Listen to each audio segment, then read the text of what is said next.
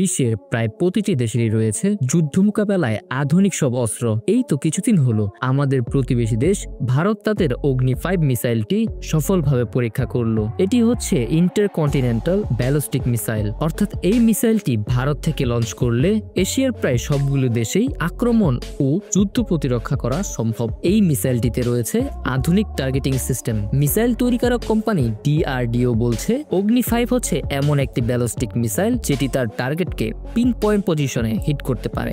বর্তমান দক্ষিণ এশিয়ার দুই চির প্রতিদ্বন্দ্বী প্রতিবেশী ভারত ও পাকিস্তান, এই দুই দেশের সম্পর্ক কখনোই মসৃণ ছিল না, বরং কাশ্মীর ইস্যু থেকে শুরু করে সীমান্ত সংঘাত, রাজনৈতিক দ্বন্দ্ব এবং কি পানি বন্টন নিয়েও দেশের চলমান সংঘাত যেন ইতিহাসেরই একটি অংশ। তবে বর্তমানে এই উত্তেজনা নতুন মোড় নিয়েছে। গত 9 আগস্ট যুক্তরাজ্যে পাকিস্তানের সেনা প্রধান যুদ্ধের হুমকি দিয়ে আলোচনায় আসেন। তিনি হুঁশিয়ারি দিয়ে বলেন, যদি ভারতের সঙ্গে পাকিস্তানের যুদ্ধ হয়, যদি ভারতের সঙ্গে যুদ্ধে পাকিস্তানের অস্তিত্ব সংকটে পড়ে, তবে শুধু পাকিস্তান নয়, অর্ধেক দুনিয়া সঙ্গে নিয়ে ডুববে ইসলামাবাদ। পাকিস্তানের এই সরাসরি হুমকির পরে একাধিক কূটনৈতিক ও সামরিক সংকেত দেয় ভারত। তারই একটি উদাহরণস্বরূপ 20 আগস্ট ভারত তাদের অগ্নি 5 ইন্টারকন্টিনেন্টাল ব্যালিস্টিক মিসাইল পরীক্ষা করে। এই পরীক্ষার মাধ্যমে ভারত তাদের পারমাণবিক শক্তি বিশ্বের কাছে উপস্থাপন করে। যদি কোনো কারণে এই মুহূর্তে ভারত ও পাকিস্তান পারমাণবিক সংঘাত ঘটায়, তাহলে সেটি বৈশ্বিক নিরাপত্তাকে